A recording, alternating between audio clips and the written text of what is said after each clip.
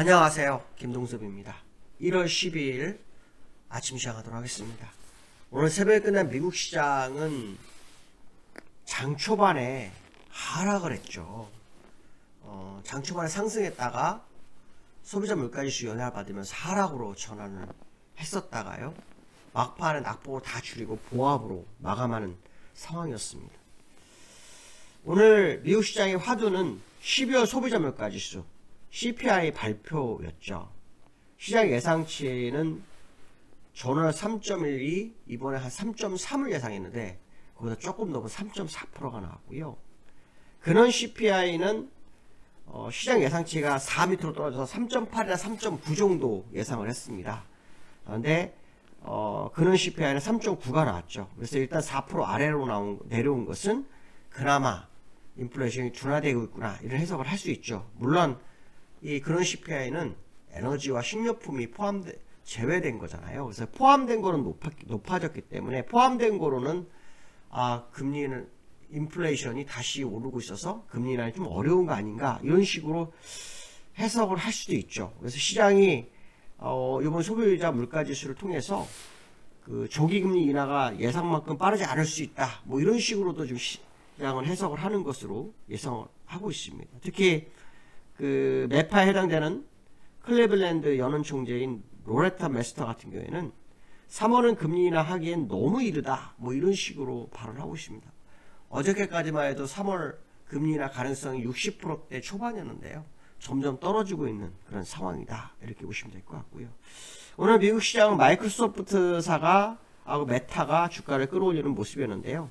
마이크로소프트사가 장중한 때 시가총액으로 애플을 누르고 1위까지 올라갔었다고 하네요.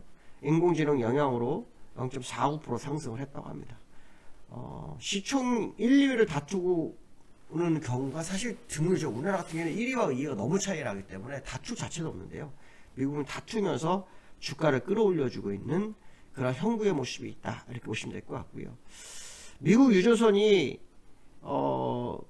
납포가 됐어요, 이란한테. 그것 때문에 지금 시장에서는 이 홍해와 호르무즈까지 물류 대란이 일어나는 거 아닌가라는 어떤 부담감이 시장에 좀 오고 있는 그런 상황이다. 아마 이 부분도 사실은 주가를 밀어내는 역할을 좀 했었을 거예요, 장 초반에. 왜냐하면 소비자 물가지수가 이 근원 CPI가 4m 내려온 건 상당히 긍정적이거든요. 물론 전체적으로는 올랐지만 유가가 지금 내리고 있잖아요. 내린 상태에서는 근원 CPI가 또 더 내려갈 수도 있는 부분이고 일반 소비자 물가에서 내려올 수 있는 부분이기 때문에 일단은 상당히 긍정적으로 근원 CPI가 해석이 됐어요. 그런 와중에서 또 이런 뭐 미유조선 납포 이렇게 된 물류 대란이 나게 되면 또 유가는 또 상승할 수밖에 없잖아요. 그렇게 되면 또 소비자 물가에서 올라갈 수 있기 때문에 이 부분이 시장에 좀 악영향을 미쳤던 거 아닌가, 뭐 그런 해석도 해볼 수 있고요. 오늘 밤에는 미국 시장에서 생산자 물가지수 발표가 있습니다. 이것도 시장의 화두가 되겠죠. 실적 발표도 이제 시작이 될 건데요. 실적과 생산자 물가지수 두 가지를 관심 있게 좀 봐야 되는 상황이 아닌가, 이런 생각을 해봐야 될 것 같습니다. 그러나 중요한 것은 뭐냐면 인플레이션이 둔화되는 것이 일단 멈춰선 모습이고요. 그로 인해서 금리 인하가 시장에서 원하는 만큼 빠른 속도가 아닐 수 있다는 거. 어저께는 골드만삭스가 그래도 3월에 금리 인하 가능하고 5번까지 가능하다 했는데요. 제가 볼 때는 금리 인하는 맞는 것 같고요. 문제는 횟수의 싸움이 아닌가 싶은 생각이 듭니다. 2번에서 3번 정도 맞을 것 같긴 한데 지금 시장에서는 뭐 많게는 7번, 적게는 5번 이렇게 나오고 있어서 어떤 게 정답인지는 좀 더 두고 봐야 될 것 같습니다. 자, 미국 시장을 보시면요. 나스닥은 보합에 끝났습니다. 이게 쉽지 않죠. 미국 시장이 보합으로 끝나는 경우 잘 본 적이 별로 없었는데 보합으로 끝났습니다. 그 다음에 다우도 거의 보합으로 끝난 걸로 제가 알고 있습니다. 다우도 보합으로 끝난 거 알고 있는데요. 일단 다우는 조금 지금 차트가 나오질 않았어요. 이상하게 업데이트가 되는데 시간이 좀 걸리더라고요. 시간이 좀 걸리는데요. 다우 같은 경우는 보합으로 끝난 걸로 제가 알고 있습니다. 보합 0.04포인트 올랐네요. 0.04포인트 올라서 끝났고요. 장중한 때 0.7%까지 밀었습니다. 그래서 22선 근처까지 갔다가 되돌렸습니다. 이 차트가 아직 나왔는데, 그리고 플러스로 마감한 상황이고요. 그 다음에 나스닥은 나스닥은 장중한 1% 넘게 하락했었어요. 그 다음에 20에서 5일선 지지력 받고 보합까지 올랐습니다. 장중한 때는 0.63%까지 상승도 했었네요. 0.63%까지 상승하는 그런 모습도 있었다. 이렇게 보시면 될 것 같고요. 유가가 지금 계속해서 지정학적 리스크, 그 다음에 해협들의 물류 대란, 이런 부분들이 좀 있는데요. 유가가 그래도 많이 못 오릅니다. 그렇죠? 장중한 때, 73불 82센트까지 갔었네요. 3% 이상 상승했다가 상승폭을 다 내주고 끝납니다. 그러니까 이게 지금 또 유가가 오르면 인플레이션에 영향을 줄 거라는 생각을 갖는지 시장에서 또 누르는 그런 모습도 있는 현재 모습이다. 이렇게 보시면 될 것 같고요. 그 다음에 이거 나왔네요. 다거 0.04% 포인트 올랐네요. 차트를 좀 보시면 여기죠? 네, 여기 장중한 때 0.10% 빠졌다가 올라섰네요. 20선 지지하고, 그러니까 나스닥 다우가 전부 다 20선 지지하고 끝나는 그런 모습이었다. 이렇게 보시면 될 것 같고요. 두 번째는 어제 한국은행에서 금통위가 됐는데요. 8번째 금리 동결을 했습니다. 시장의 화두는 동결은 동결인데 매파냐 비둘기파냐 이런 거가 중요했는데요. 금리라가 언제이냐, 이게 이제 화두죠. 왜냐하면 미국도 금리나 얘기가 나오고 있기 때문에 그런데요. 일단 어제 동결은 만장일치로 됐고요. 이창용 한원 총재는 최소 6개월간 금리 인하는 어려울 것 같다라고 얘기를 하고 있습니다.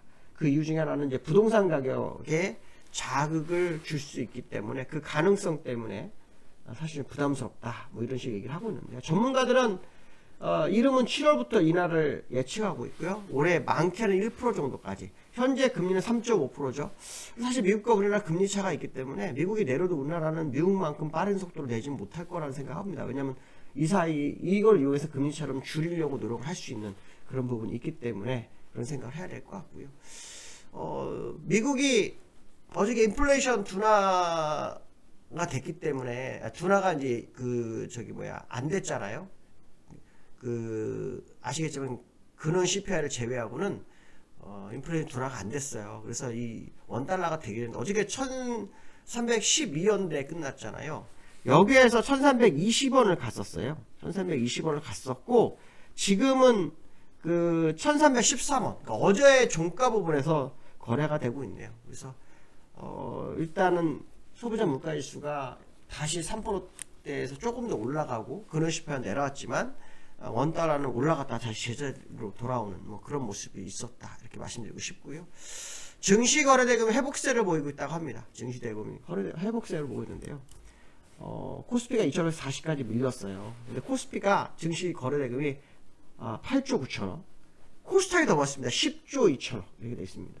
근데 요걸 어저께 비트코인이 미국에서 ETF 승인이 됐죠. 10개에서 승인이 됐습니다. 이것 때문에 시장에서는 어떤 생각을 하고 있냐면, 개인들이 또 변동성이 큰 ETF로 흘러가는 거 아닌가, 그런 생각도 좀 하는 상황이고요.